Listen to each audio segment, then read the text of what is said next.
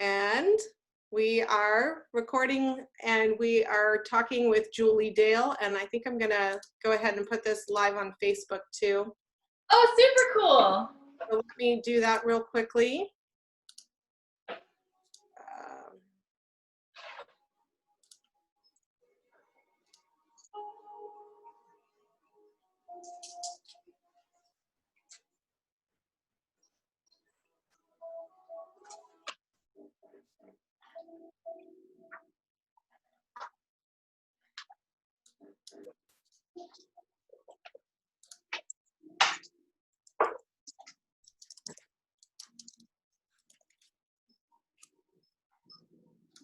All right.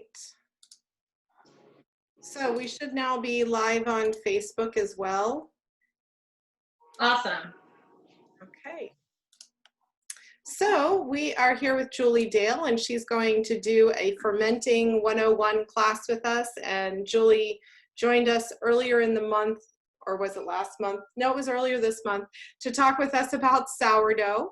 And she had so much great information and kept talking about these other fermented options and things that she does, that we invited her to come back and tell us more about what she does, why she does it, and how we can do it at home. So we're super excited to learn a lot, especially going into this season of a lot of harvesting, a lot of things out there. And I know at least one person has a huge amount of cucumbers in their on their person right now, ready to pickle. So so I'll let you take it away, Julie. I'm going to go ahead and mute myself. Okay.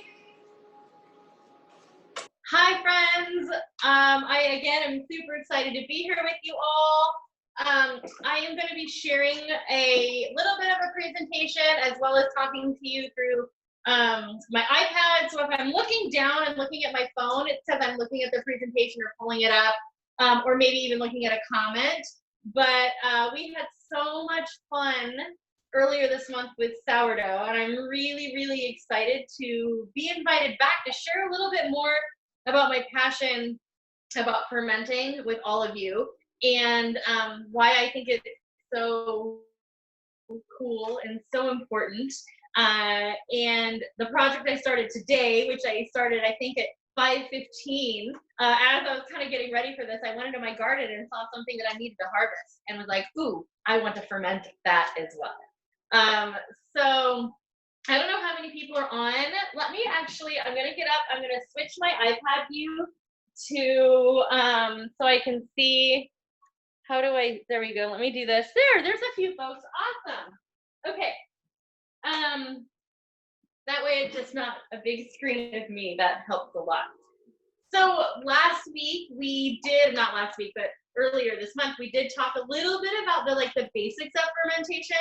And I see that we have a couple of people on, and so I'd love to do just a really quick icebreaker. If somebody, and each one of you could tell me what your most favorite fermented food to eat or partake in is, I think that would be a really fun place to start. Well, I'll go ahead and start. We were just discussing sauerkraut, and I was raised in a German family, and we ate a lot of sauerkraut. In fact, sauerkraut made a presence at the Thanksgiving table and the Christmas table, and so it just was always a part of my life, and Reubens and things like that. So I love sauerkraut, and last year was the first time I ever made my own sauerkraut.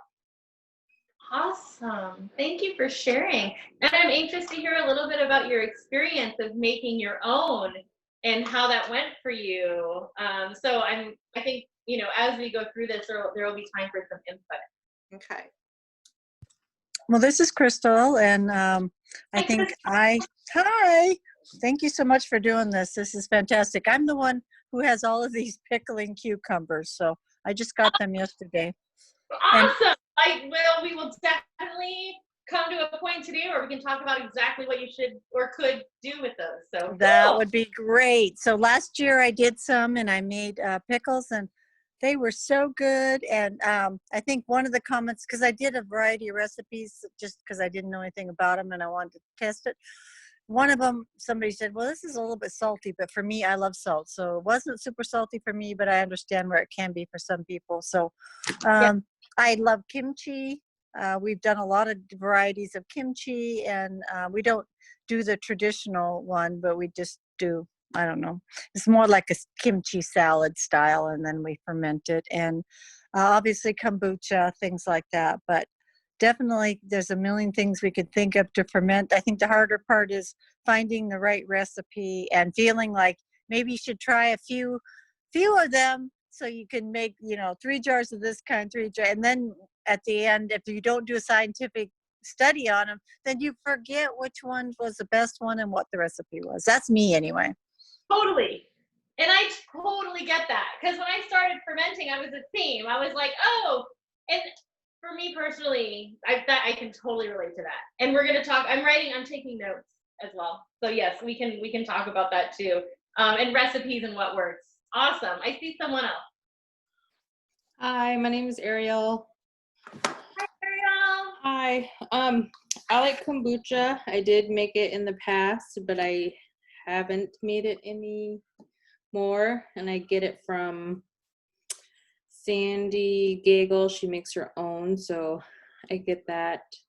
I haven't tried any fermented stuff of my own, but my mom just recently pickled some onions, and I was kind of iffy about those, but they were pretty good. And the other one is pickled fish with onions. Ooh, which is so delicious. Yes. I might ask you later for your pickled fish and onion recipe, because there's a big difference between pickling and lacto fermented, which I didn't know whenever I started this whole process. So I have yet to pickle fish, and I'm gonna be asking later for that recipe-ish, if you don't mind. No, I'll ask my granny, because she's the one that makes it. Awesome. Okay, great. Thank you. Very cool. I see one more, but it's a dark screen and it's far away. And if you don't want to share, that's okay too. I think that let's see, there's only 5 of us on. It's you.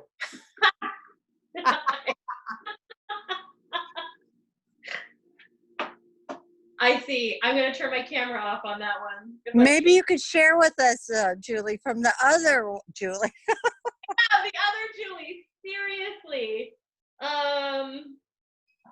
I think that we're just going to leave it like that. I don't know how to adjust it. So we're just going to leave it like that. And hopefully I can go to share screen somehow. Yes, so the first device that you got on has the share, Got it. the co-host, so you should be able to share screen from that. Perfect. And I figured out how to turn my camera off, because y'all got that really unflattering, I didn't know my front-facing camera was on, shot there just a second ago. So I am really anxious to hear a little bit about everybody's experience with fermenting and or pickling as we kind of go into this. I know that when I was kind of getting into this whole thing and I started with sourdough, and then I went to kombucha, and then I started doing quick pickles, which were super delicious. And I think there's absolute health benefits in vinegar. So I was really excited about quick pickling, which was, like vinegar and sugar and spices boiled, and then you add onions or cucumbers or items to it, and then let them sit. But then I went to Seattle on some trip, and I found this pickle company called Brits Pickles, and they had a little logo, and it was a pickle that said, "I am alive," and it had these funny little hands up. And I asked them what that was about, and they said, oh, well, they're lacto fermented pickles versus a vinegar pickle. And earlier this month we talked a little bit about what that lacto fermentation is, and how it takes all of the healthy active bacteria from a fruit or a vegetable and turns it in. It does the pickling versus the vinegar. So it's just a different kind of way of curing and preserving foods. So I'm gonna jump real quick, and I think most everybody who's on here right now was on with us earlier this month as well. And so I am going to go to share content and kind of jump into a little bit of that information. Let me jump here. So we're calling this one Fermenting 102 because now we are a little bit more advanced. And so again, me and all of the things that I love to do, and I got to know a little bit about each of you with what fermented foods you like to eat. So that was really, really fun. And we did talk about earlier in the month about why fermented foods are so health beneficial. And when we're using the term fermented foods today, we're actually talking about a lacto fermentation versus a pickle or a quick pickle. And not that one is better than the other, but they're just a different process. And so whenever we're talking about fermented foods with like the positive health benefits, that's lacto-fermented foods. And it's because all of the healthy bacteria that you're harvesting are helping bring out all of the nutrients in the fruits and the vegetables that you're fermenting. So again, gut health, I have a friend who swears that if you have an inkling at all of food poisoning, which I've never had to my knowledge, but she says if you even have an inkling, she says she eats a spoonful of fermented food and it's like a carbon filter in her body. So she just swears by that gut health. And you can do research and read about it, but it's just amazing. My tummy feels better, and maybe TMI, but like I don't get like heartburn or burpee at all since I've been eating fermented foods on the regular. So I really feel like it's increased my gut health. It increases the calcium that you're able to get from the fruits and vegetables that you're eating. It increases the fiber. I mean, there's just so many amazing things. Now, I know that I think it was Crystal mentioned that somebody said the pickles were a little salty. And I'm really curious to ask about like what your process was making that, because lacto fermentation does require an active culture to make it work. And there's actually different varieties of those that we can use. So we'll get into that. So looking at nutrients and what's available and what works best for you is really important. It's simple. Once you get into it, it's fairly simple. It doesn't have to be super elaborate. It's fairly safe. There's been 0 documented cases of botulism from people eating fermented foods, but you do have to use your senses. And I mean, obviously, if something's moldy, don't eat it. If it smells like, whenever you actually ferment cabbage, it's pretty stinky. But it's not a like a gut-wrenching smell. There's a little bit of a difference. And the different starter cultures that you use can impact how safe everything is. It's earth-friendly, so it cuts down on food waste. You can reuse a lot of glass bottles that you might have been getting other foods in. So it's a great way to potentially recycle items. It's very traditional. There's tons of cultures that have been fermenting for decades and generations, and it builds community. I think that we saw that with the sourdough, which was so cool. Was after the class, people were like, "Oh, I have some to share, and I have some to share." And then I watched people kind of show their pictures of their bread on Facebook, and it really does build a sense of community. I also think that it helps build a sense of community for your own microbiome, and it helps you sort of become a little bit more symbiotic with the environment and the community you're living in, because you are harvesting healthy bacteria and all of that kind of stuff. So I also want to say, even while I have my Prezi up, if new people join, or if anybody has a question about something that they see, please feel free to like raise your hand, jump in, ask a question. But like we talked about earlier, fermentation is a natural process which microorganisms like yeast, mold, fungus, or beneficial bacteria convert carbs, starches, and sugars. There's all kinds of different things, and we did talk about this again, but alcohol fermentation using yeast, soybeans are fermented by mold and a tempeh, and acetic acid producing bacteria. So that's going to be our vinegars and various things like that. So lactofermentation is harvesting the lactic acid producing bacteria, Lactobacillus genus. And there is surprisingly as much of that healthy lactic bacteria on a head of Alaskan grown cabbage as there is in any fermented food that's already fermented. Like there's just a wild amount that's available. Julie, it looks like your mom's having trouble joining the group. Oh. Here, let me have her go to here, svt.org. Okay. Okay, svt.org. Okay. And then no, go back. You got to go /events. I think it's that direction. Hold on. Ariel's at the right. Yes. And then / and then fermented foods and then another /.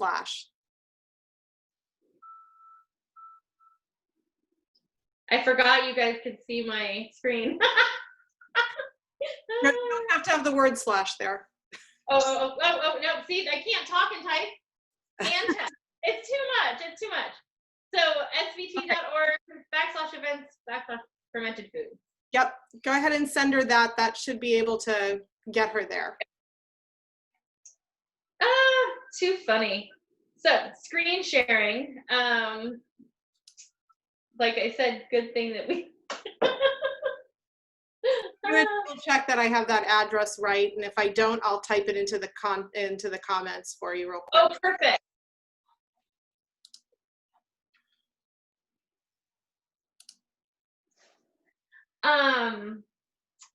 So what we're doing when we're lacto-fermenting foods is we're creating the perfect environment for healthy bacteria to grow and flourish and do a lot of work to increase the nutrients and the flavor of whatever it is that we're wanting to ferment. So it's a low oxygen environment. Whenever we're making kombucha or vinegar, those are the acidic processes, so they actually require like oxygen flow through. But when we're lacto fermenting, we want to cut the oxygen off from whatever's inside and just let that kind of do its thing.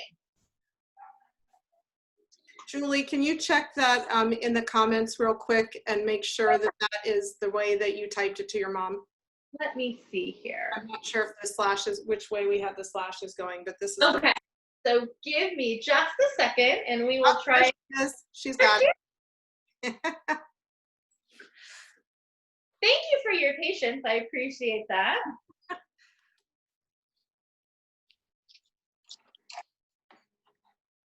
So we are going to go back super quick to the items that we need. And then I'm going to kind of show you what I have on my table.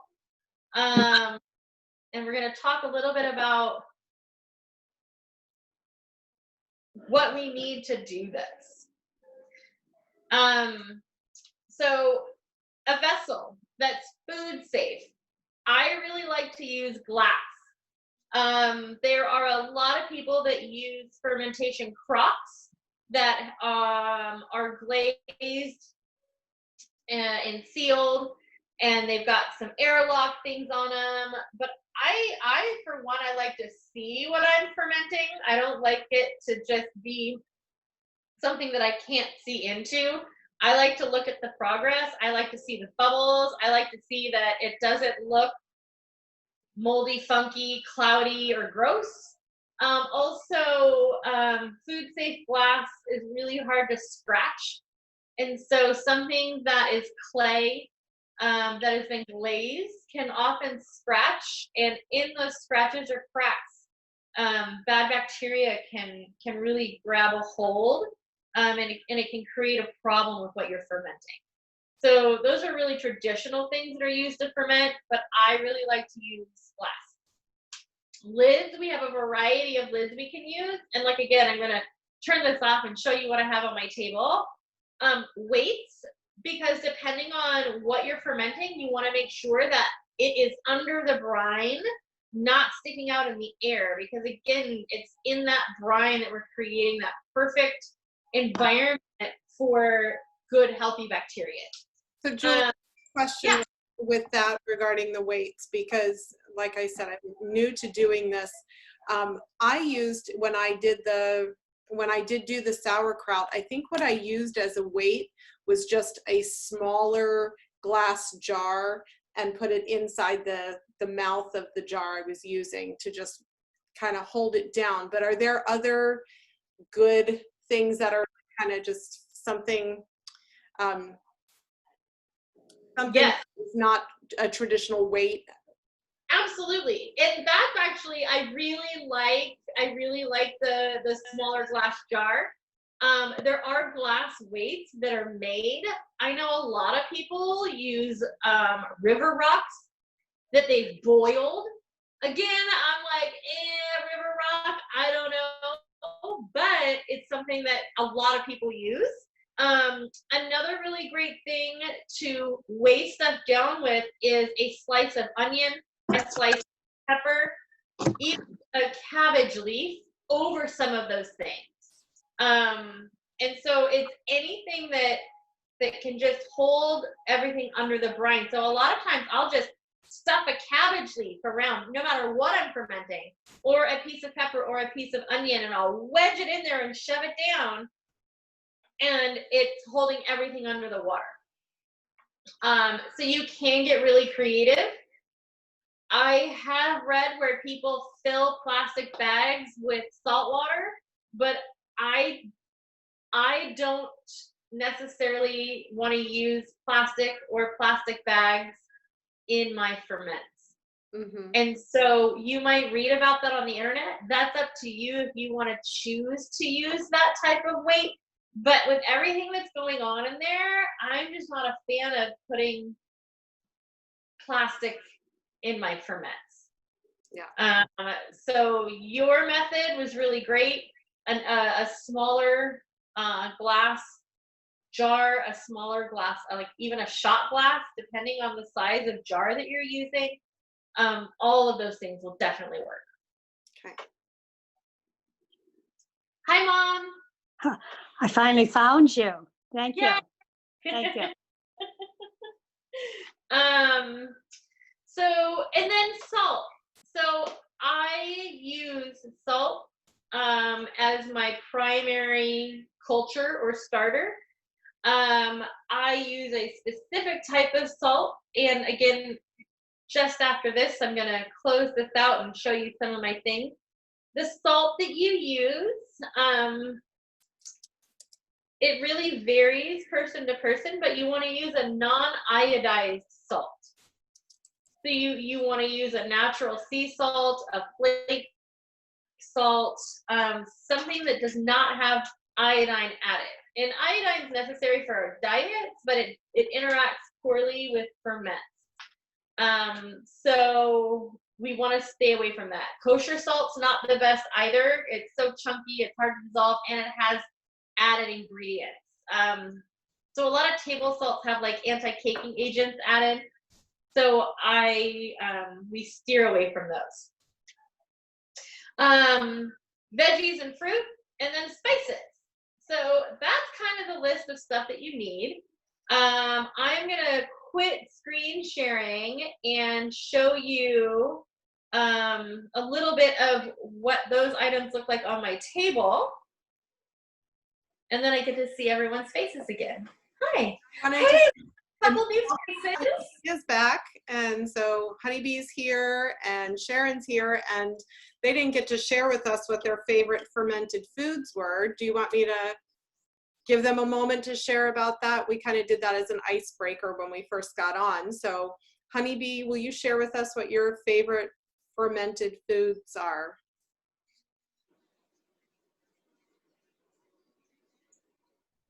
I don't know if she can. Can you hear us okay, Honeybee?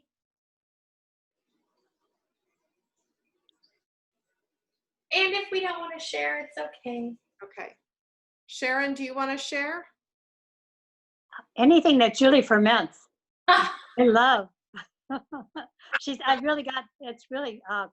got to taste some wonderful things. One of my favorites, I think, was I really like her fruited salsa that she puts. I think she made one with mango. That was so good. But I have some wonderful, a couple of things even in my refrigerator right now. Salsas are my favorite though. But I have some ketchup that Julie just fermented, and it's really good too. Oh, right. I definitely want to hear about the ketchup. Yes. Awesome. Thank you for sharing. I appreciate it. So whenever we talked about containers and vessels, jars, cur or ball are my favorite. This is a quart-sized jar. I love this. I think that this is a wonderful size to ferment in. I typically do fairly small batches of ferments rather than really, really large batches. I know some people who do these giant, large batches, but I like to do little small ones in case something doesn't work, which I haven't had happen yet, knock on wood. And so these little jars are great also, depending on, I like to have both sizes when I'm fermenting, since I do a lot of my fermenting by visual. Like my salsa recipe doesn't really have amounts of fruits and vegetables. I just sort of eyeball it. There's a specific amount of salt that's added, but sometimes I get carried away and I'm adding more onion or tomatoes or garlic, and then I have like a big jar and a small jar. So then I weigh those out.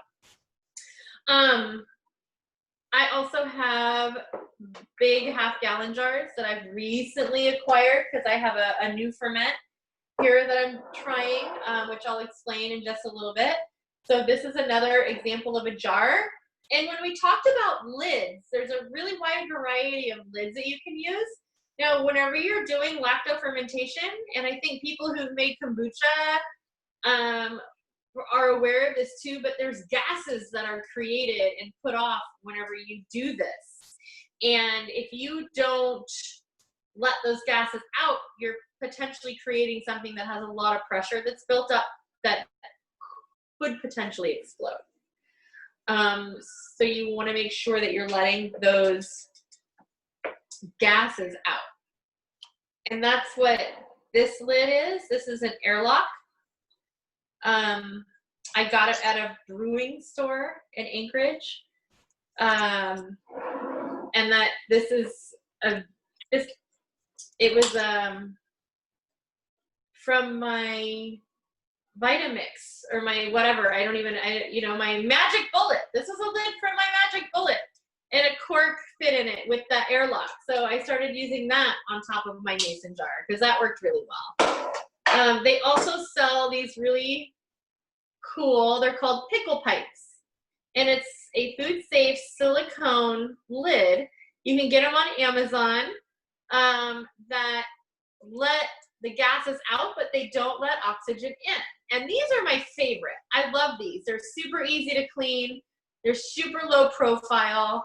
I have one on a jar here, so they fit any wide enough jar. So they're gonna fit the half-gallon, the quart, and the pint, and even smaller. And they're just awesome. And that's my favorite lid that I found. And they're actually really affordable on Amazon. Sorry, I was trying to get someone else on. And you said you got them from Amazon, but what are they called? They're called pickle pipes. Pickle pipes. Okay. And I've tried a couple different brands. This one specific, this one is a Mason Top. That's the brand. And then the other one I have is Silware. And I find that they both work really well. Another favorite tool, and I don't know where I put it, it's a wooden, it's a masher, essentially, and it sort of helps you incorporate the salt into the vegetables or whatever the fruit is that you are fermenting. That's super weird. I have no idea where it went. But Mason Tops sells a really cool kit that's got the pickle pipes, the weights, the glass weights, and the smasher, which is actually really, really awesome. But you don't need any of those fancy things. So this is what the weight looks like. It's just a piece of glass. And again, there's a lot of things you can use instead of that weight. So you can use just a regular lid for a mason jar when you're fermenting. You can use, like we talked about just a moment ago, you can use pieces of pepper or pieces of onion or pieces of cabbage to keep your ferment submerged or under the brine.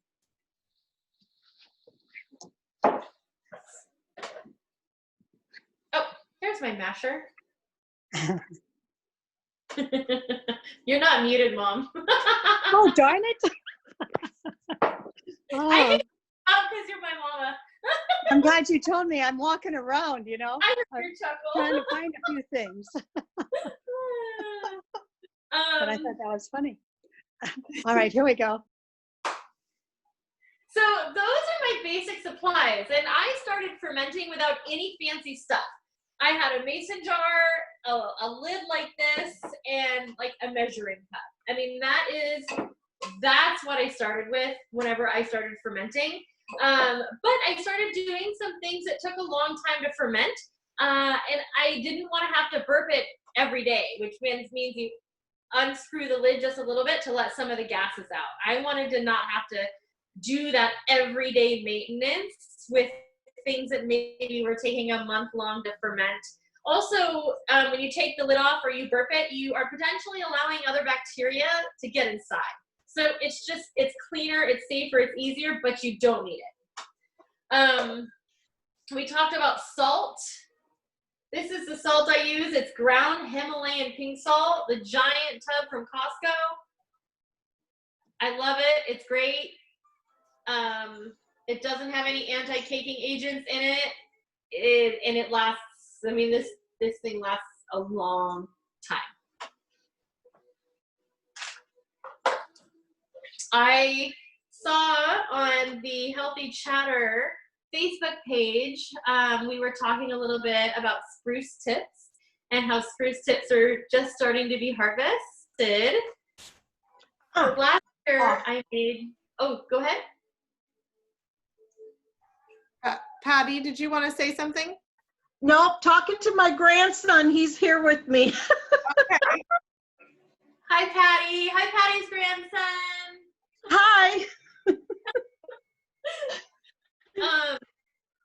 Last year, whenever I harvested spruce tips, I made spruce tip salt. And I used my ground Himalayan pink salt. And I use this as a finishing salt, so I put it on top of my sourdough crackers, and I really, really savored it. But spruce tips are coming back around, and I'm going to show you here in a moment, but I'm going to use this in my next ferment.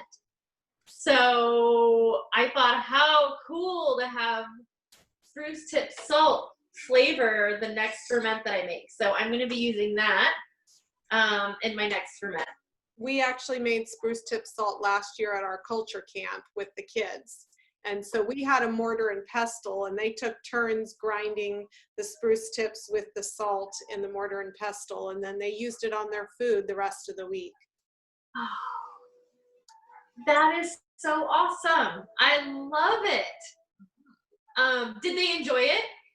Yeah, they did. And I really did too. I mean, the flavor of it was unique. I mean, I've had spruce tip tea and other things too, but just the salt, the flavor of the salt with the spruce tips was really very unique. I thought so too. And I mean, it really has a unique flavor. And there's almost, you know, those fresh spruce tips, like hints of citrus. Like I'm really, really, really excited to use this in my next ferment. The other thing that we talked about that we need is water. Now, I use water straight from my tap and have never had an issue or a problem. I let it run for a little bit. Depending, again, you know, some folks, I know that there may be a lot of chlorine or fluoride in some of the water in Salvia, but don't let that be a barrier for you from fermenting. So a few things, if you just plan ahead, you fill a large bowl with water, let it sit out overnight, and a lot of those chemicals are going to evaporate. The other thing you can do is boil it or run it through a Brita filter, which a lot of people do before they drink their water anyway. Now, if you're on a well system, which sometimes some folks I know here are on well systems, and then sometimes depend on city water, ferments love the minerals in well water and spring water. So like they adore the minerals, and I think that that's why in Anchorage the tap water is fine, because it's glacial water, and they don't add that many chemicals. But there's things that you can do, like I said, boil it, let it sit out. But it does love the minerals. So purified water does not work really well. So if you get, you know, jugs of purified water, for some reason, I know folks use that for various things, but it doesn't work really well for ferments. Yeah. So I think that that's a little bit about my lids and jars and vessels and containers. Are there any questions about jars and lids and vessels or containers?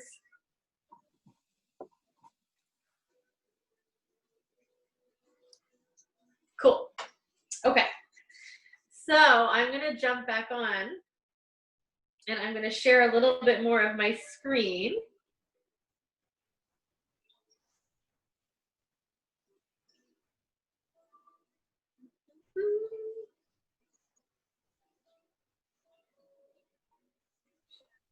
There we go. Let's see.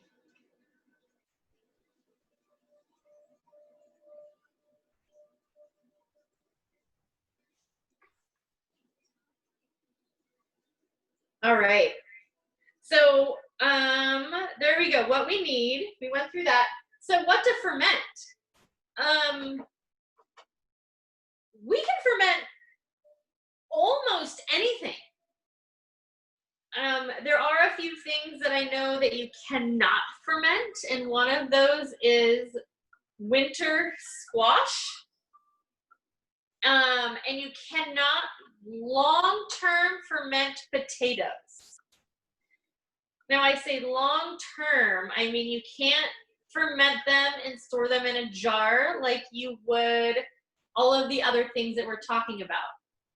Potatoes in your refrigerator fermented for a couple of days in salt water actually makes really great French fries, but all it does is pull the starch out and add salt in. You're essentially brining them. But if you look up fermented French fry recipes, you'll see that there are recipes for that, but it's not a storage solution.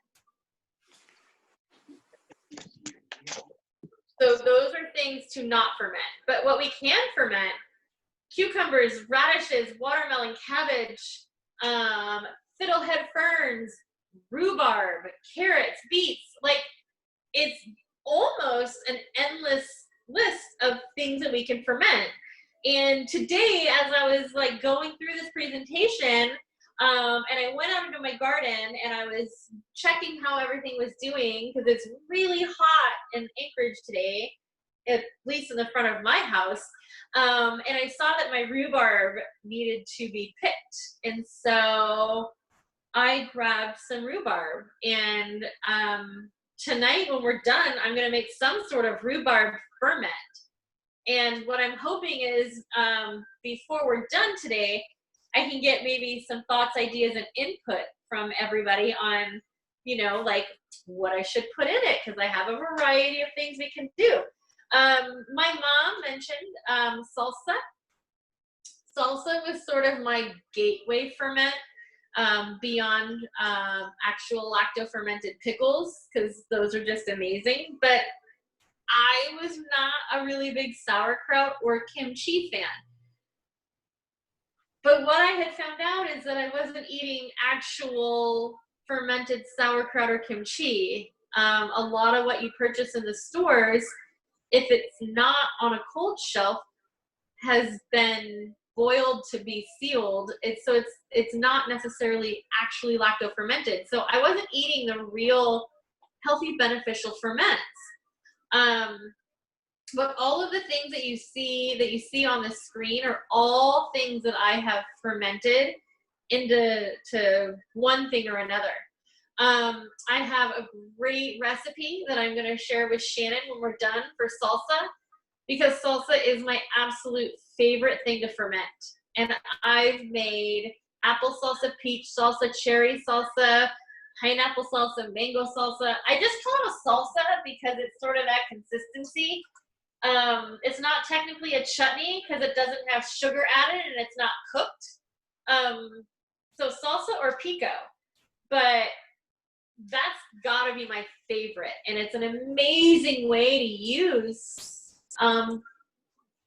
vegetables that you have in your kitchen or produce that you have in your garden that you might not use or you might not know what to do with. I have a question, Julie. Yeah.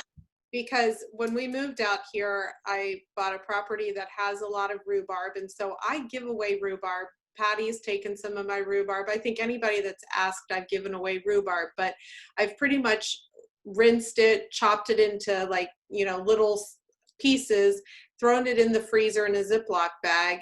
And so I have all this frozen rhubarb too. And once in a while I'll pull it out and I'll add some strawberry something or other to it and make a coffee cake or something. But I don't know what to do with all this rhubarb. So yes, I'm very curious about what to do with this rhubarb, fermenting it, and like in what way would you eat it? I understand this salsa being not necessarily like eating it on chips, but kind of more of a compote type thing was what I thought too. So you explained that too, the difference between a salsa and a compote and a pico. Yep. Right. So how would you, what kinds of things have you done with fermenting rhubarb? Would you just plain rhubarb, or what are you usually adding to it? Well, I'm going to be completely honest. I have yet to ferment rhubarb, but I'm going to show you something really quick. But I have a lot of really good thoughts and ideas because I ferment so much other stuff. So this is where I've got, so my house is really warm today because I get full southern exposure. And I have ferments in my bag that I didn't want to sit out at room temperature for 2 hours. Not that anything necessarily bad would happen. This is one of my most recent ferments, and it's watermelon rind pickles. So it's watermelon rind, dill, and jalapeno. And they are amazing.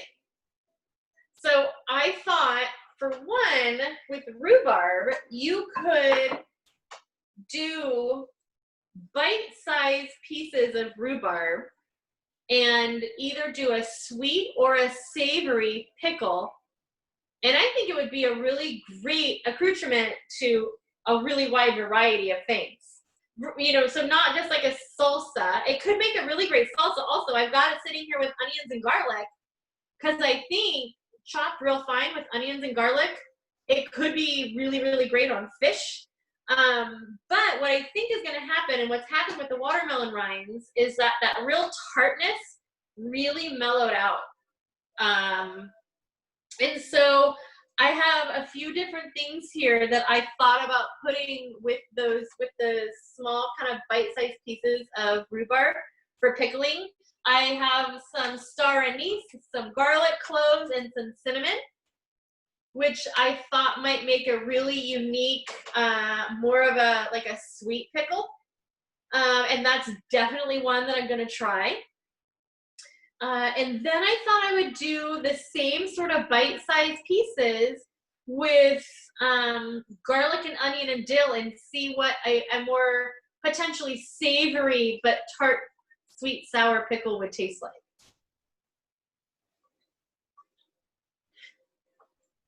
So that's where I'm gonna go with it. I also think that it would add really unique flavors to a lot of the other things I fermented. So I recently made a fermented hot sauce, and it, I can hear myself on here, and I was trying to turn that sound off. But I think that a little bit of rhubarb, even in the hot sauce, even in the fermented mustard that I just made, I think would be really, really good. And so really being creative. And that's why this size jar is so cool, because you use, you know, a teaspoon or so of water and really not that much, especially like rhubarb. You know, I mean, we have so, like you were saying, there's so much rhubarb. Be creative. Try it. I have some Chinese spice. I think that might be really good with the rhubarb. So that's where I'm going with it, and what I think I'm gonna try. What are your thoughts? How does that kind of sound to you? Well, I think both of them sounded interesting. I actually think the star anise and cinnamon sounds really cool. And I was thinking about, you know, I did save my pineapple outsides and some apples that were going soft. And I have those in the freezer for doing a vinegar, because I want to do another apple cider vinegar, but this one's going to be pineapple. But I'm wondering about throwing a little rhubarb into that mix too.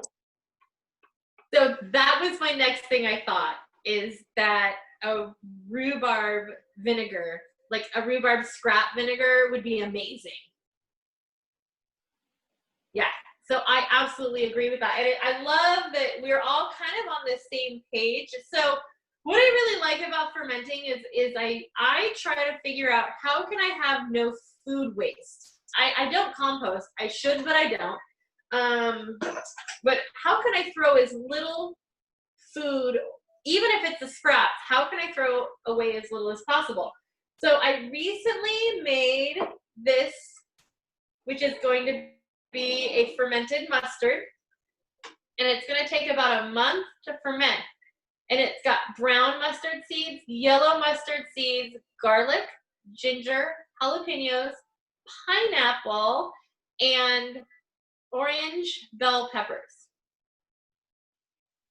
So I love to eat pineapple, but I bought that pineapple specifically for this. So we ate quite a bit of it because I only used some in here, but I did exactly what you talked about. And I started, but this is actually a pineapple, what they call, and I don't know if I'm saying it right, tepache. It is a fermented Mexican pineapple beverage. Oh, interesting. I know. So, And so, go ahead. I was going to say, there was something else that I read about recently, and now I'm going to have to go find it. I posted about it on the Healthy Chatter page, but it was a different kind of a drink similar to kombucha, but it wasn't, and I can't remember what it was called. But it was similar, and I feel like it had more fruit-based in it. And I've been putting excess citrus in my kombucha. When I do the second ferment, I've been trying lemon, lime, and orange, and which I usually just do berries, but I've been doing those citrus fruits, and I like the way it's turning out with the kombucha. Yeah. it's really turning out well. And I think maybe what you're talking about, there is a type of fermented beverage called a shrub, but there's also something that people are creating with ginger called a gingerbug. And they're using that gingerbug to make sort of fermented sodas. And they're, soda, the term lightly, but it's all natural sugars and fruits. The reason I have watermelon rinds is, well, the watermelons were on sale at Costco and they looked really delicious. And my husband works at Costco, which I'm blessed to be able to have fresh fruits and vegetables during the hunker down. But I flavored my last kombucha with watermelon. So I used part of the watermelon to eat. I put part of it in my kombucha. It turned out amazing. And then I made the watermelon rind pickles. So just the widest variety of things that we can do. And again, if we're creative, like my hot sauce, I had some peppers that I was like, oh man, these are getting ready to go. And I had some cilantro, and I just put them all together and let it ferment, and then I blended it down until it was a hot sauce. And it's literally a carbonated hot sauce. Like, it's effervescent. And so when you eat it, it's got little effervescent bubbles. It's just the coolest thing. And I love it. I think it's amazing. And I think that there's so many things that we can do. And I think that being brave and jumping in and trying a small batch of something is important and key. And if you don't like it, I say try something else. I also have this, which I just did. I got some really great Alaskan carrots, and I wasn't going to be able to eat all of them. So I did another carrot, onion, like a shredded ferment. So there's lots of different ways that we can prepare our vegetables, and lots of different vegetables that we can use. Certain things are going to ferment a lot faster than others. So salsas, this is another reason that I really like fermenting salsas, is because it takes like 2 to 4 days, depending on how warm or cool your kitchen is. They ferment really fast. And sometimes I really like that instant gratification versus the month long. Like my mustard's going to take a month. And it's only been, I think, 5 or 6 days since I've jarred it. And every day I go over and I look at it and I see how it's doing. So sometimes I like to do things that are quicker. So when it's all done with the fermentation, do you dump it all, run it through a food processor to turn it into mustard? Yep.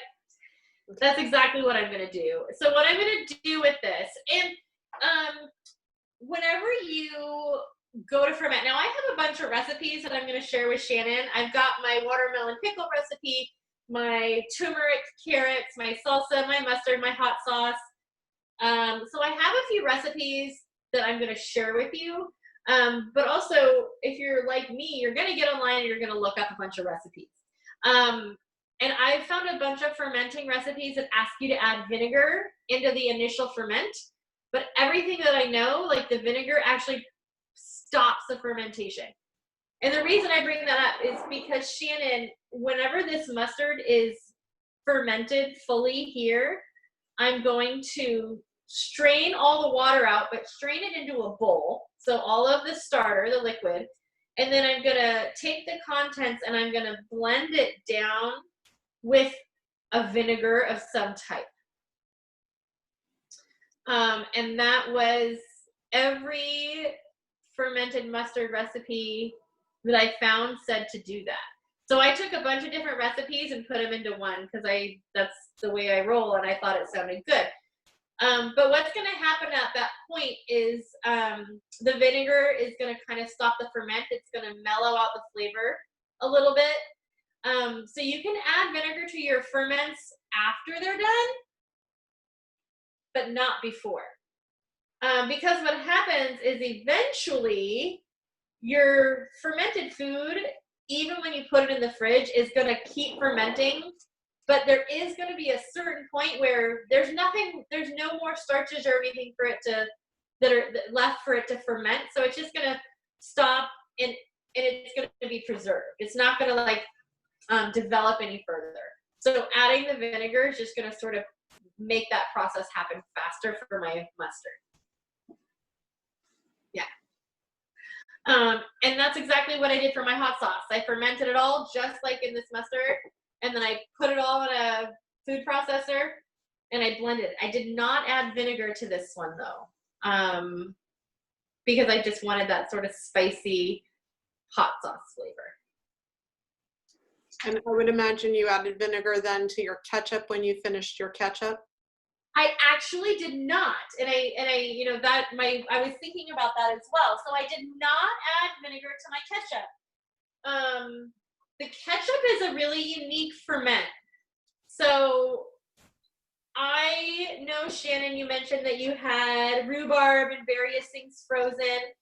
You can pull stuff that's been frozen as long as it's not been cooked. You can still use those to ferment. But you can't ferment cooked vegetables. If it's cooked, then you have to can it and like water process it. Because cooking it takes out all of the bacteria and various things like that. So this is where the ketchup is really unique, is although it's cooked, I use tomato paste. And I take dates, like unsweetened dried dates, or whatever unsweetened, unsulfured fruit I have on hand. So it could be dates, raisins, pineapple, mango, whatever it is. And I actually take the liquid from a previous ferment, which is usually my salsa, because my salsa ends up to have quite a bit of liquid in it, and I really like the flavor. And I take the ferment, which is sort of a starter culture, blend it with the dates, and then I add it to the tomato paste with some spices, allspice, onion powder, and garlic powder, and stir it up and let it sit for 2, maybe 3 days, depending on the temperature. And I don't add any vinegar. It already has enough tart tanginess without adding vinegar. I am curious to see how tart and tangy this mustard turns out. And I don't know how much vinegar I'm going to add, if any at all, but that's what the recipe says, which is why I'm going to preserve the liquid to blend it with, in case it's already got enough of that vinegary kind of fermented tart bite to it.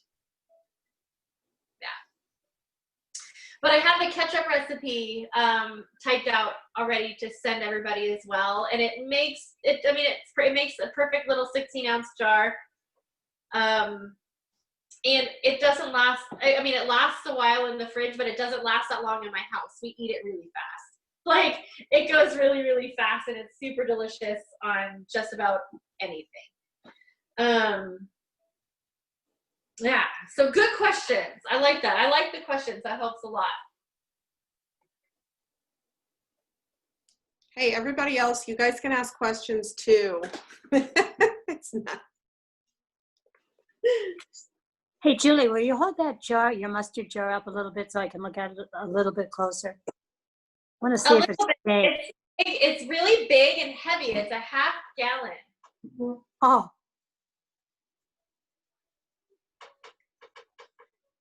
Wow. I think that's so pretty. Interesting. Bubbling? It just bubbled. Oh, That's really? Yeah. So that means it's doing what it's supposed to do. It's fermenting. I really like to watch my ferments whenever I make salsa.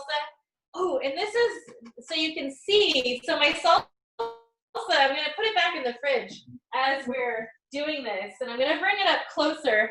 But maybe, can you all see the little bubbles in there? I don't know if people can see. Yeah. And so, Shannon, whenever I stir this up, and I'm like, right now I'm so tempted, and I just want to like stir it up and eat it. But I'm going to stick it back in the fridge. Hold on 1 second.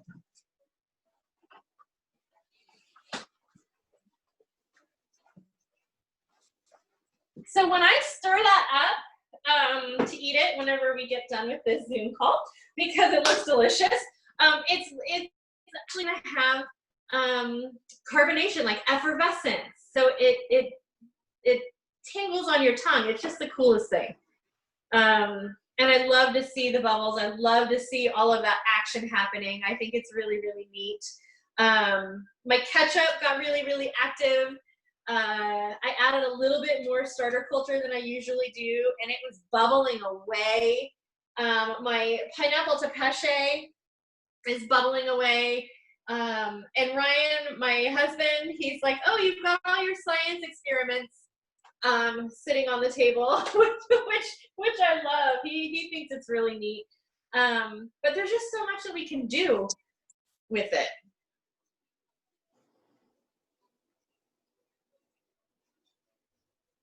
So let's see. Let's There- go to, oh, The carrots that you talked about, did you shred those like you would a cabbage? the carrots. Yeah. Yes. So that's where I love, that's my next screen, Sharon. I'm sorry? My next screen, Oh, sharing about how to Oh. prepare vegetables. Slice, Oh, chop, great. grate, or whole. So I love that was a really natural segue into the carrots are shredded, kind of like cabbage. Absolutely. So there are certain vegetables that are that have a stronger cell structure that are going to take longer to ferment than other things. So tomatoes, peppers, onions, fruit, those things typically ferment quite fast. But cabbage, so cabbage, carrots, radishes, those things all take a little bit longer to ferment. And again, depending on how you want to eat it or what you want to eat, that's what's going to sort of depend on how you prepare your vegetable. So you can thinly slice them, you can roughly chop them, they can be grated, and it can even be whole. So, when we think of sauerkraut, it's a little bit more shredded cabbage. But when we think of kimchi, it's a little bit chunkier, larger pieces of cabbage versus that finer cut. And it's sort of like whenever you cook soup and you want your soup to cook uniformly, you kind of want your ferments to ferment uniformly. So whenever you're doing something, let's say beets, cabbage, and carrots, you want to have them all processed fairly uniformly because they're all going to kind of ferment at the same stage. So it just sort of depends on how you want to eat it. I really like to eat the carrots and onions like scooped out on a hamburger or a hot dog or a piece of chicken or a salad. I think that it's really good that way. So we've been talking a lot about starter cultures. There are various options that people can use. So salt, whey, or a vegetable culture. I have never used a vegetable culture. It's something that you purchase online. I'm not exactly sure what's in it, but if you do, look up recipes and it says vegetable culture, you can almost in every situation use a salt brine instead. If it says vegetable culture, I would look up the same thing, just look up a different recipe or connect with me and I'll let you know if it's doable or not. Whey, does anybody want to tell me, do you guys know what whey is? I do.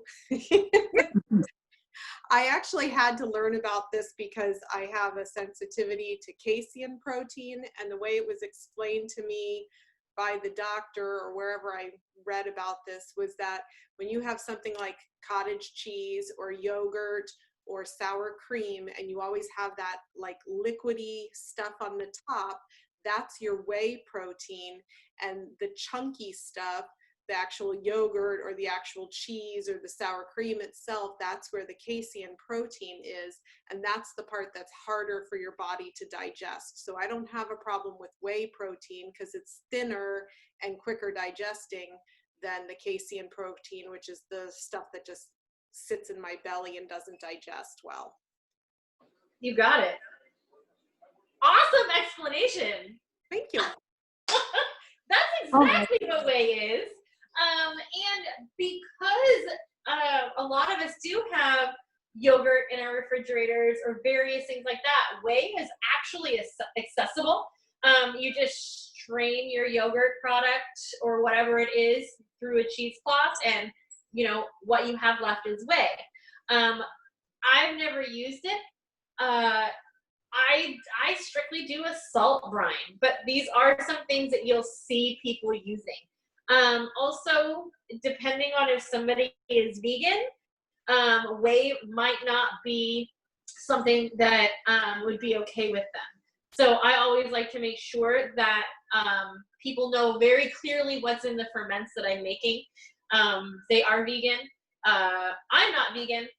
But that is a concern to some people. So be very transparent if you are using whey and letting people know, because some people still might have a dairy aversion. And I like to be really transparent with the foods that I'm providing for people and that I'm making. But it is a fairly good starter culture. But again, I just stick with the salt and water. It's so easy. I have to say something. Yeah. I always throw the liquid off the top of the yogurt. You know, I pour it off. Yeah. Now I'll start stirring it in because it helps with digestion from what it sounds like. I had no idea that that was whey. Yeah. So thank you. Awesome. Yeah, great input from Shannon. And yeah, so if you ever make your own yogurt, which is another form of fermentation and very, very easy to do, but a whole nother class, you end up with whey on top. And Sharon, the way they make Greek yogurt is that whey is strained out, so it's thicker. Right. And so that, you know, if you make yogurt at home, you have a lot of whey on top. And if you strain that whey out, then you sort of created what they, you know, quote unquote call a Greek yogurt. So it's got less of that liquid in it. But that does aid in digestion. It sounds like it's easier to digest. So if you kept it all in there, that is actually better, perhaps. Perhaps. I'm not sure, but like Shannon said, it's a different protein type. Yeah. Wow. Yeah. So stir that whey in. I don't know. Or use it to ferment stuff. Yeah. You know, Sharon, I don't know if it aids in digestion or if it is just easier to digest. So I don't want to say specifically one way or the other, but I know that it's at least easier to digest. So, and they just kind of said it's lighter, it's thinner. If you think about water going through your body, you know, that right through much quicker than something that's dense. And so it's more about the density, I think, of it, that it's liquid versus the dense. Curds and whey is basically what I was told. Curds and whey, you can not, the curds are the hard part for your body to digest. You got it. Some people have problems with whey protein also. So yeah, exactly. Which is why I just steer away from both of those. I don't think they're super accessible. But again, when you start looking up potential recipes, you might see those things. And if you do see those things, every recipe I've ever looked up, I adapt everything and I just use the salt brine. So I want to talk a little bit about that. We want to make sure we're using non-iodized salt. We don't want to use table salt. We kind of discussed that a little bit earlier, but that's super important whenever we're talking about our ferments. And salt has different salinity levels. It weighs different. If you're using flake salt, that's going to be a teaspoon of flake salt is going to have a much different salinity level than a teaspoon of my Himalayan salt. So we're going to talk a little bit about the science behind that as well. We talked about this, water purified tap or spraying. Those are all fine. Just don't use distilled water. And if you're going to make a ferment, let your water sit out for a day on the counter and then use it. And that's, you know, the best advice I can give on that. So this is where I got really intimidated initially with ferments, math. It's important. And whenever we're looking at creating ferments, and now I think it was Crystal, I'm looking at my notes. Crystal, I think that you mentioned how your pickles were really yummy, but they were too salty for some people.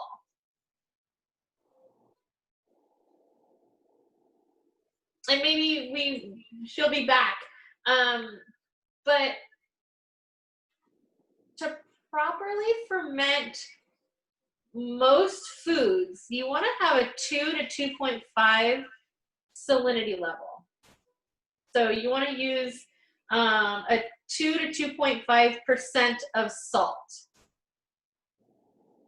Now, this is where I, mentioned about health benefits and various things. If people have really high blood pressure or they have challenges with salt, you might want to look at the quantities of fermented foods that you're eating. But a 2% salinity, I'm actually really sensitive to salt. I don't salt anything I eat, and I don't have an issue with any of the ferments that I've made. We have a local woman who makes and sells her ferments, and I found out recently that she does a 10% salt in her ferment. Yeah, I see. That's a lot of salt. And I kept wondering why she was telling people to only eat a tablespoon of her food at a time. And it is true, like if you're just getting started with fermented foods, it takes a little bit of gut adjustment because, we are introducing like healthy bacteria. And so, when you first start, you probably don't want to like go overboard and eat a whole bunch of fermented foods because it might make some people gassy. Like it just sort of takes a little bit of balancing out. But I couldn't figure out why she said that. And it's because she's using a 10% salinity, which I do not advise because that's a ton of salt. Let's go back to this one. So how do we figure out how much salt we use? So this is where a food scale comes in really handy. And I know I talked about this with sourdough as well. You don't need one, but it makes it a lot easier. So if you have 100 grams of produce in water, depending on the type of ferment that you're going to do, and we'll talk about that, you want to have a 2 to 2.5% salinity. Now, I do in between a 2 and 2.5 because the little bit more salt that you have increases the ability for healthy bacteria to thrive and unhealthy bacteria to not thrive. So I do like to go to a 2 to 2.5%. So you have to figure out what that math is, right? So you have to do math. And I cheat.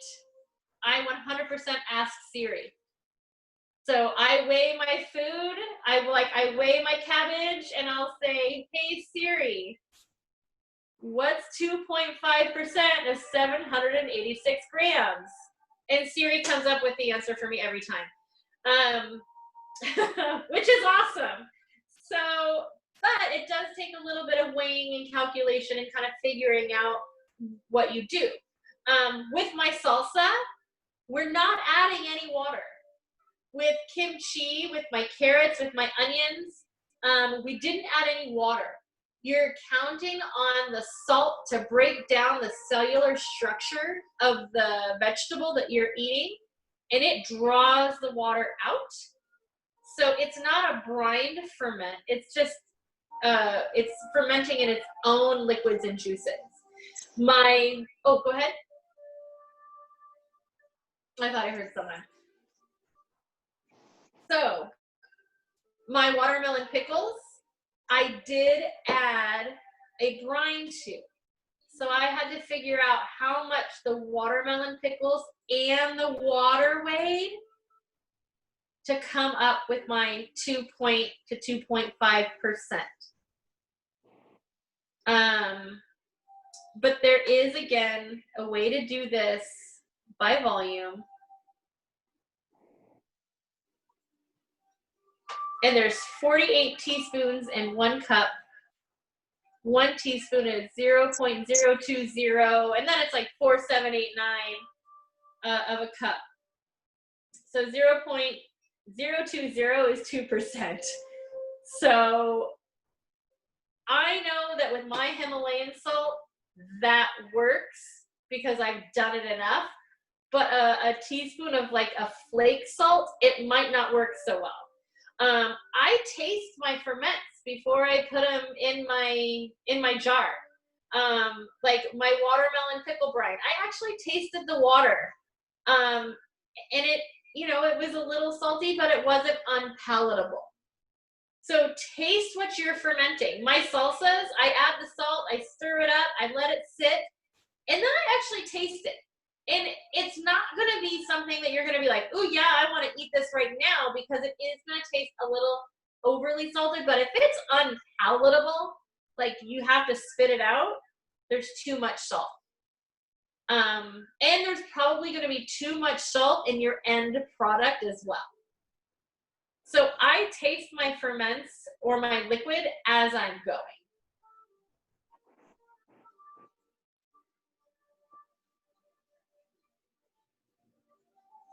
Oh, let's go back. So that's a little bit about the math. And I was trying to see, I wanted to find out if Crystal, a little bit about how she made her pickles. And I'm kind of curious as to how you made your sauerkraut as well. Shannon, if you could share a little bit about that. Crystal also was with us when we made the sauerkraut. Crystal, do you remember? I'm trying to remember because it was the first time I did it. I remember we chopped up the cabbage, and the one thing I wish I had done was chopped it a little thinner. When I did go to eat it, I had some, you know, when you talked about the uneven cuts, if Pumi were in the kitchen, she'd have smacked my hand. No,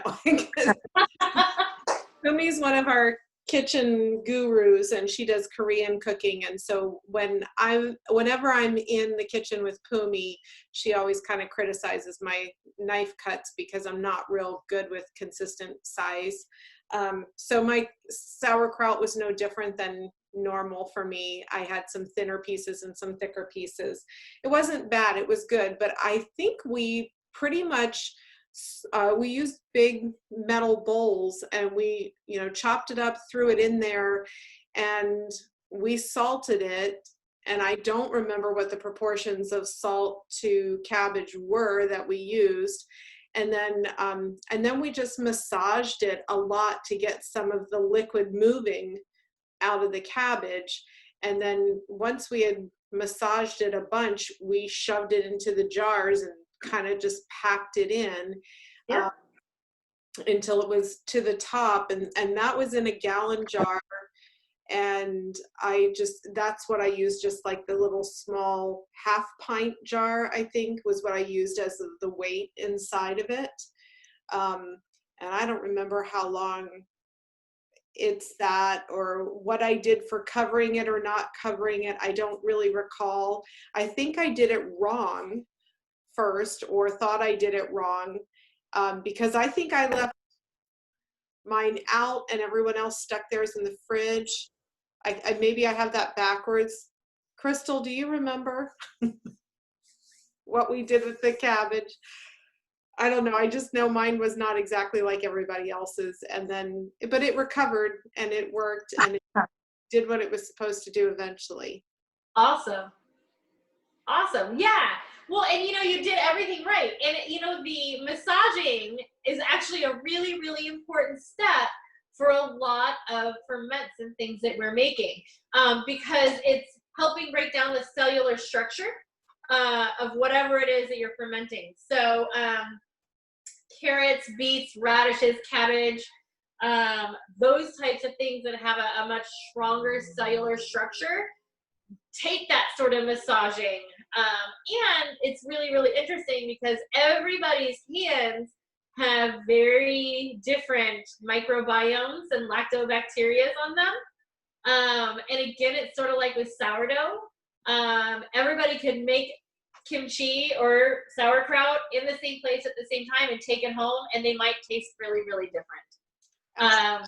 I think we were all wearing gloves in the kitchen, though. I did. Well, also, that's the other thing. Whenever you're making it for other people, that's where I really like my handy tamper, is because then I don't mind sharing my food with other people. For myself, I don't mind using my hands, but some people, again, absolutely, depending on what you're doing. But that's what this is for too, is it helps sort of tamper, massage, whatever it is. You don't want to ferment your foods in the refrigerator. If the temperature is too cool, it does not give an opportunity for the healthy bacteria to thrive, and the cooler bacteria can potentially take hold. So you want to make sure that you're fermenting at 60 degrees to 75. It's sort of like whenever we talked about sourdough and how you get more sour sourdough is you let it ferment at a colder temperature for a longer time. Other ferments that you're making are very similar.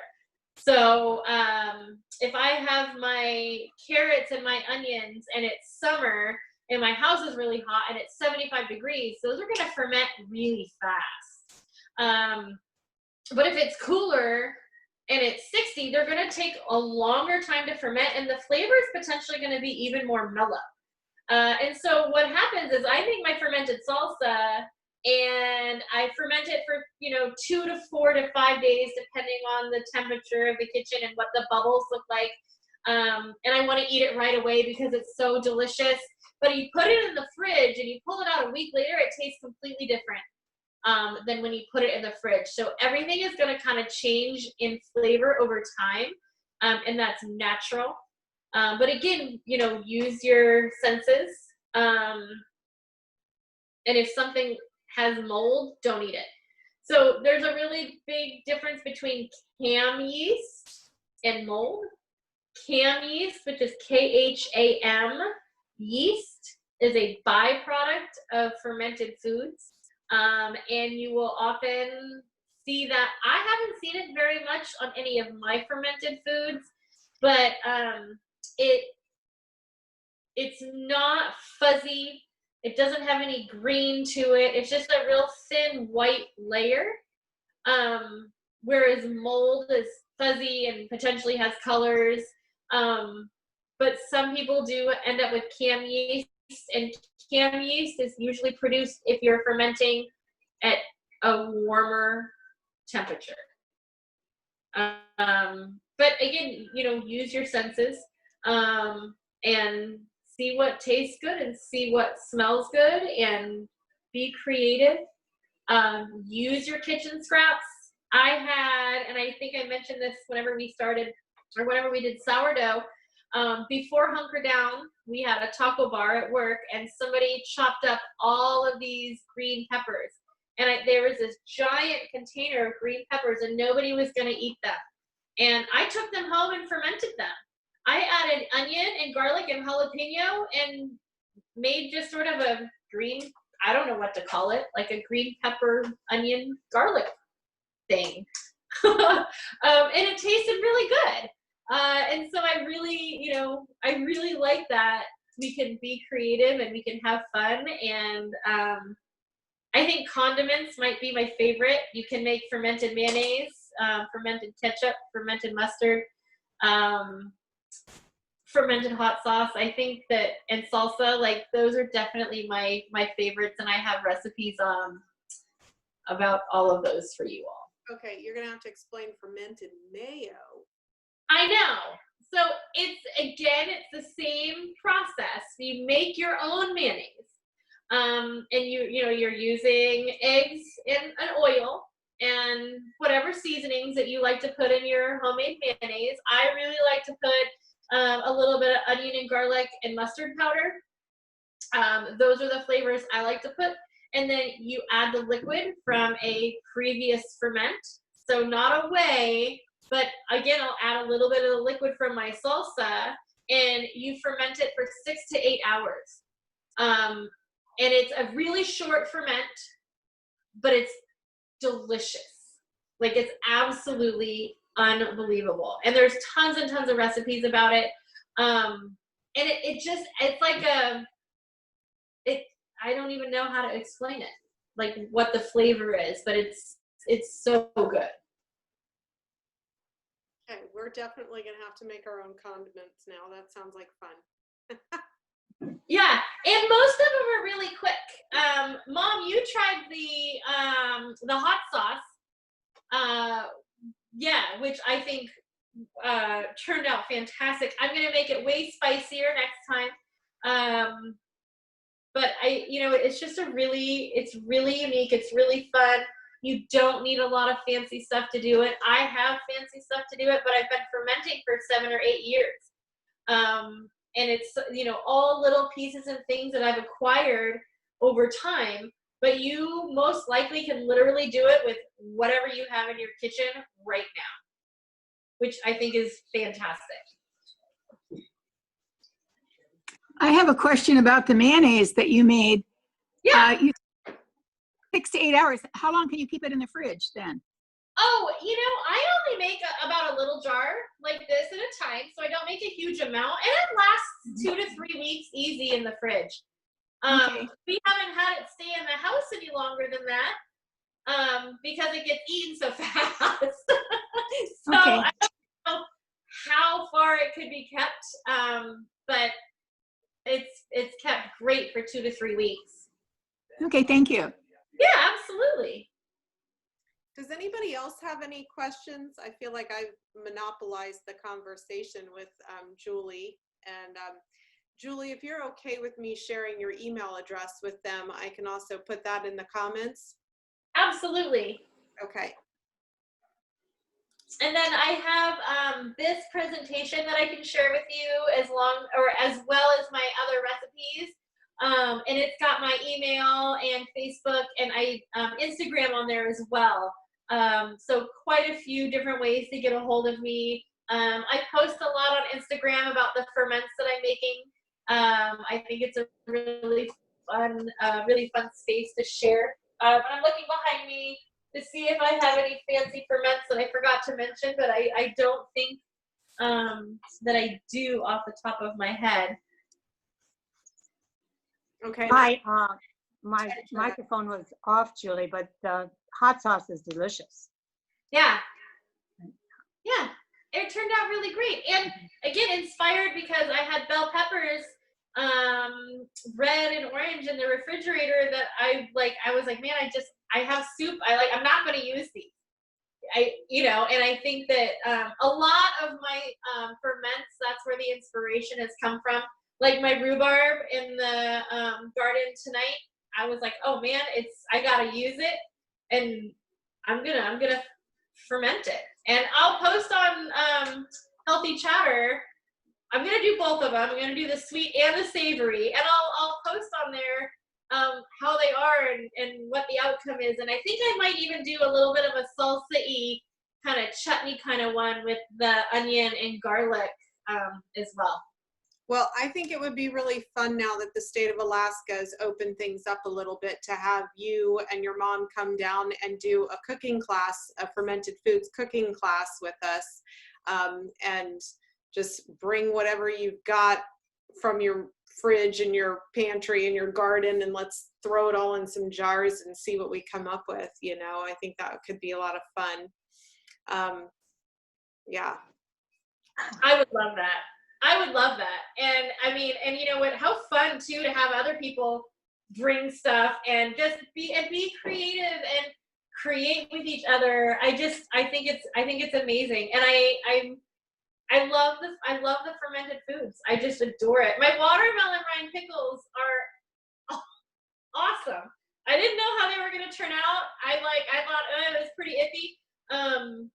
But you know, and like I said, I really want to help figure out like why Crystal's pickles were too salty.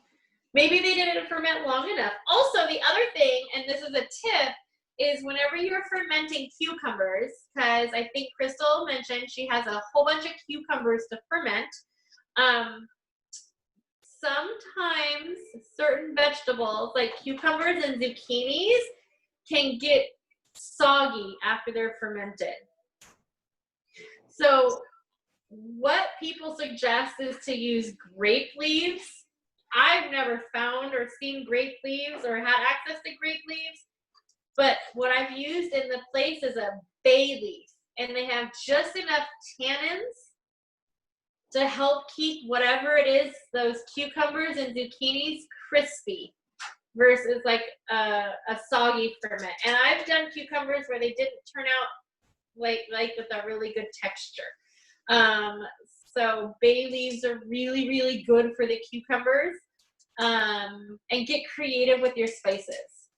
And I heard a tip today. Crystal and I were in her office, and Shirley Hughes told us that icing the cucumbers before you use them helps them to be crunchier and crispier. To put them on ice before you do whatever you're going to do with them. Yeah, I could absolutely see that. And you know, we do that with a lot of different things in other cooking scenarios. Like, you know, you blanch something and then you ice it to help preserve the color or various things. So I'm curious to see how that works with ferments. I would absolutely think that that works great. I know that earlier this month somebody was talking about doing like a quick pickled onion or various other quick pickles, which I think are fantastic.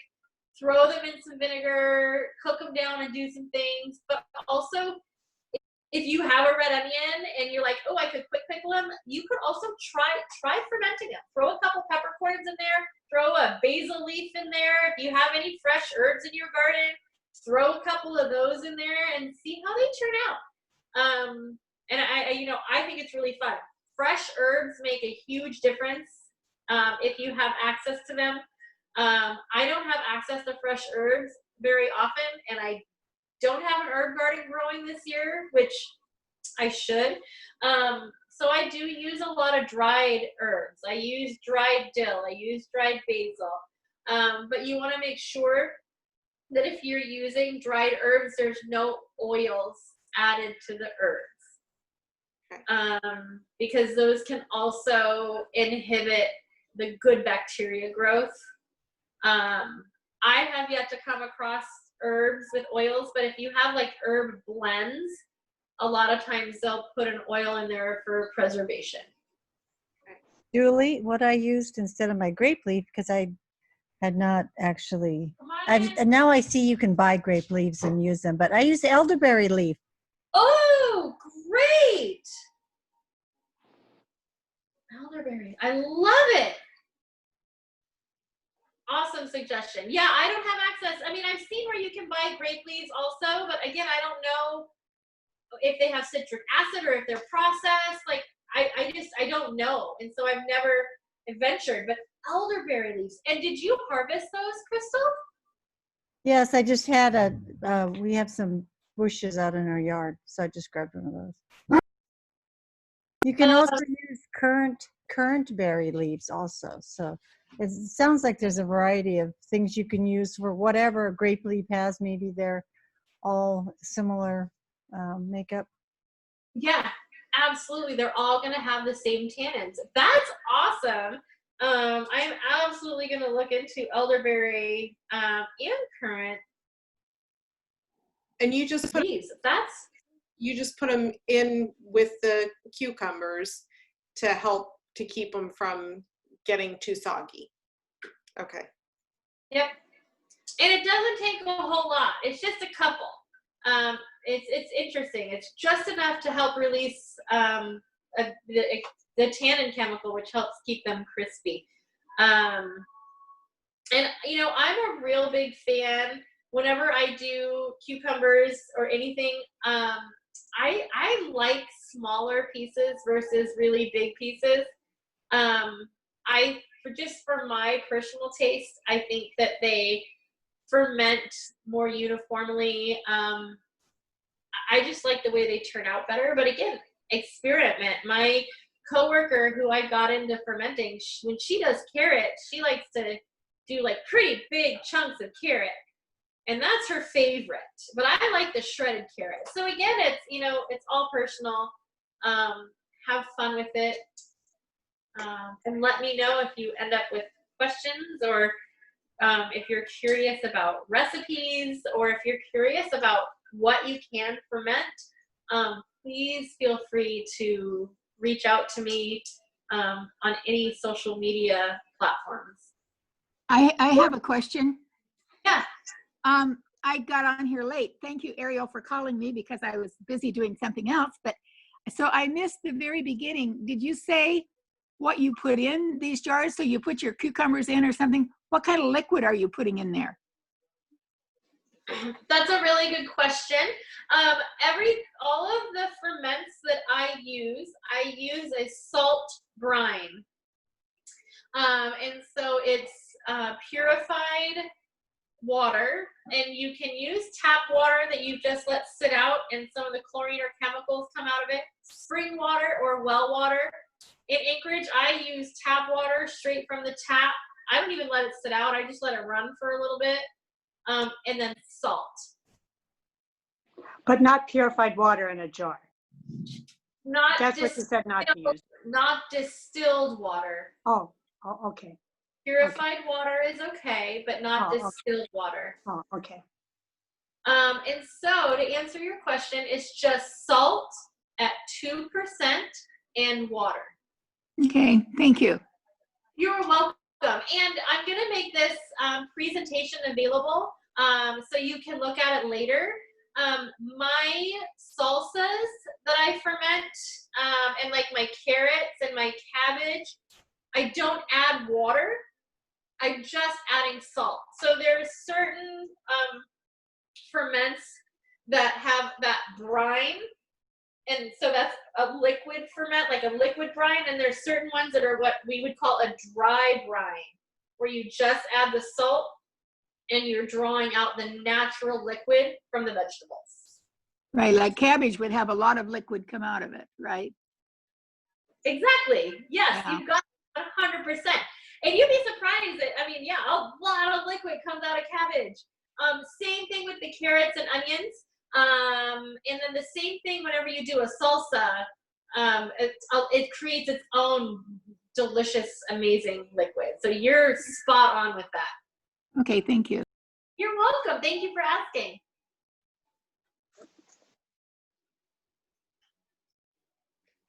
So does anyone else have any questions? I'm thinking the class ought to be on condiments and do the salsas, the ketchup, mustard, mayonnaise, hot sauce. Well, those are all the recipes I have for you. So those are all the recipes that I supplied, was mustard, ketchup, hot sauce, salsa, and then the variety of fruit salsas that you can do are amazing. And you can do a pineapple sweet bell pepper salsa that is killer on fish with ginger. Ooh, it's so good. And so if you like the flavor profile, I really enjoy cooking, and so I take a lot of the same flavor profiles that I do when I cook, and I transfer them into my fermented foods. And so, really, and those really are my favorites, are the salsas and ketchups, and I have all those recipes for you. So can we also get your pickled watermelon rind recipe, all of those, because I know that when we do a lot of activities during the summer, Ariel and I have cut up our share of watermelon in that kitchen there and thrown them away. And so I'm loving the idea of having our little activities for the community, but using some of those watermelon rinds for something else. I think that would be a lot of fun to pickle them. Yep, I will absolutely make sure that you have access to that recipe as well. I think they're really neat. They're really fun. They taste so good. So yes, I will provide that recipe for you as well. All right. So does anybody have any last thoughts, questions, comments for Julie? And just know you can get in touch with her, at her email address or Instagram, all of her social media, or you can always get in touch with me and I can help get you in touch with Julie. Any last thoughts, anyone? I have to say, I really look forward to coming to Seldovia. I know. And for those of you that don't know, Sharon came down with Julie after Julie I met actually because she came to Seldovia Village Tribe as a presenter for staff development training that we did, and we just really hit it off, and she loves Seldovia so much that she and her mom came back for the Summer Solstice Music Festival, and so we've kept in touch, and I found out she was doing sourdough, and we've just gone from there. So it would be wonderful to have you guys back in Seldovia, and it would be great to do a class in the kitchen again, as safely as we are all possibly able to do these days. So Yeah. Right. Yeah, I look forward to that as well. I'm super excited. Cannot wait to be back in your community in person. And I feel very privileged that I'm able to connect with all of you this way, and that I'm being welcomed into your virtual community right now. I've really enjoyed it, and I've really enjoyed preparing for these Zoom sessions. And I just want to thank you for your time. Thank you very much. We're going to go ahead and stop recording, and I'll put this on to Facebook. It did not end up going live, so as soon as we're all done, it will go ahead and download for me so that I can post it to Facebook. So Awesome. don't, you didn't get anybody that came on late, you're going to be able to watch the video back from the beginning and catch up with the parts that you missed. It'll take a few minutes for it to be loaded, but then it'll be on. And I think the last one we put on Healthy Chatter, so I'll put it on the Healthy Chatter group. And where will you put the recipes, Shannon? I'll also put those all on Healthy Chatter as well. I don't have those yet. Julie's going to send them to me, and so once I have them, Right. I'll be posting them. Thank you. Thank you. Okay. Well, thank you everybody for coming again tonight and asking questions and learning. And we look forward to doing some of this together in person, and start saving all these weird scraps and throwing them in your freezer so we can have a scrap party. Yes. Yes. And last note, at the end of the season, if you have green tomatoes, harvest those and we'll make them into like a pico salsa. Green tomatoes are amazing fermented. Okay. Yeah, so. I have an idea for something that I want to try and play around with, but I'll save that for later. I'll tell you what I Okay, yeah, let me know. I'm really curious to hear about it. because I want ideas on how to do it. So, okay, everyone, thank you guys so much. We'll go ahead and stop the call, and we'll be in touch. And when we do another class with Julie, we will definitely let you guys all know when that's going to be. So, Okay. so Thank you, Shannon. have a great evening, everybody. Bye.